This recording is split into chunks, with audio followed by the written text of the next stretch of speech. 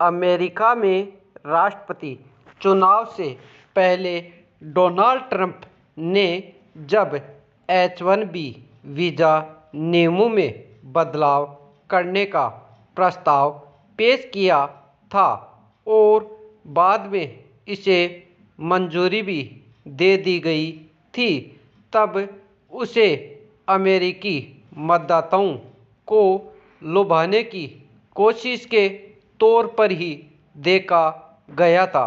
ये अलग बात है कि इस मसले पर उन्हें अंतिम कामयाबी नहीं मिली, क्योंकि वे राष्ट्रपति चुनाव हार चुके हैं। लेकिन विश्व में अमेरिका को जैसा देखा समझा जाता है, उसमें उनके उस फैसले को कोई सकारात्मक कदम नहीं माना गया।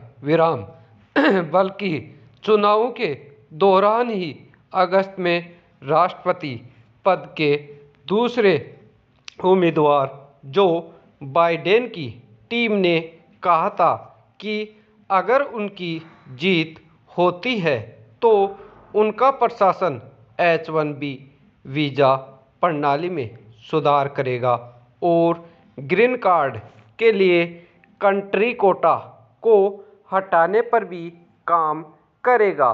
बाइडेन की कोशिशों को भी तब अमेरिका में अप्रवासी भारतीय समुदाय को अपनी ओर आकर्षित करने की कोशिश करार दिया गया था। लेकिन अब अमेरिका की एक अदालत ने जिस तरह H-1B वीज़ा नियमों पर ट्रंप के फैसलों पर रोक लगा दी है, उससे बाइडेन सहित अप्रवासी नागरिकों के पक्ष के सही होने की पुष्टि हुई है। गौरतलब है कि कैलिफोर्निया के उत्तरी जिले की अदालत ने मंगलवार को ट्रंप प्रशासन की उस नीति पर रोक लगा दी जिसमें दर्ज नियम विदेशी कर्मचारियों को नियुक्त करने की अमेरिकी कंपनियों की क्षमता को बाधित करते थे।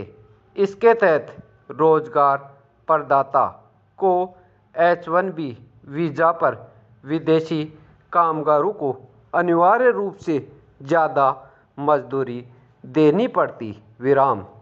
इसके अलावा अदालत ने अमेरिकी कंपनियों और रोजगार प्रदाताओं के लिए H-1B वीज़ा की अर्हता को कम करने वाली एक अन्य नीति को भी खारिज कर दिया। जाहिर है, अदालत के ताज़ा फैसले के बाद मसले पर प्रभावी नियम अब अमान्य हो गया है और इसे ट्रंप के लिए एक झटके के तौर पर देखा जाएगा। दरअसल ट्रंप की चुनावी नीतियों के तहत किए गए बदलावों के बाद अमेरिका में काम कर रही भारतीय IIT कंपनियों को स्थानीय लोगों को काम पर रखने के लिए ज़्यादा पैसे खर्च करने पड़ते। इसका मतलब ये भी हुआ कि अगर प्रवासी भारतीयों या दूसरे देशों के पेशेवरों को रोजगार मिल रहा था, तो इसकी एक बड़ी वजह अपेक्षा सस्ता श्रम भी था। महामारी की वजह से अर्थव्यवस्था ठप होने और भारी पैमाने पर लोगों के रोजगार से वंचित होने के दौर में अप्रवासियों को दरकिनार करके अमेरिकियों के लिए मौका निकालने का नया आकर्षक तो था, लेकिन उसे एक आदर्श हल के तौर पर नहीं देखा गया। सच यह है कि लंबे समय में अमेरिका की लोकतांत्रिक व्यवस्था ने जैसा ढांचा खड़ा किया है उसमें अप्रवासियों को देश के आर्थिक हित में योगदान देने वाले तबके के तौर पर देखा गया। यही वजह है कि आज अमेरिका में बड़ी तादाद में दूसरे देशों के लोग रहते हैं और उनमें से बहुत सारे H-1B वीज़ा नियमों के तहत अलग अलग क्षेत्रों में पेशेवर नौकरी भी करते हैं। ये वीज़ा एक गैर आवर्जक वीज़ा है जिसके तहत अमेरिका में काम करने वाली कंपनियां सैद्धांतिक या तकनीकी विशेषज्ञता से संबंधित कुछ खास व्यवसायों के लिए दूसरे देशों के लोगों को रोजगार दे सकती है।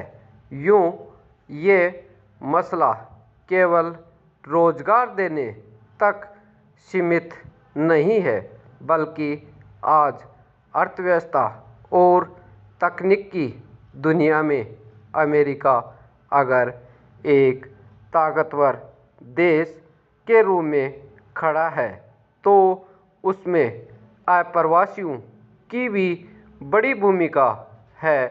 ज़रूरत इस बात की है कि अगर महामारी या दूसरी वजहों से अमेरिका आर्थिक संकट खड़े का सामना कर रहा है तो उसके लिए ठोस वैकल्पिक उपाय किए जाए।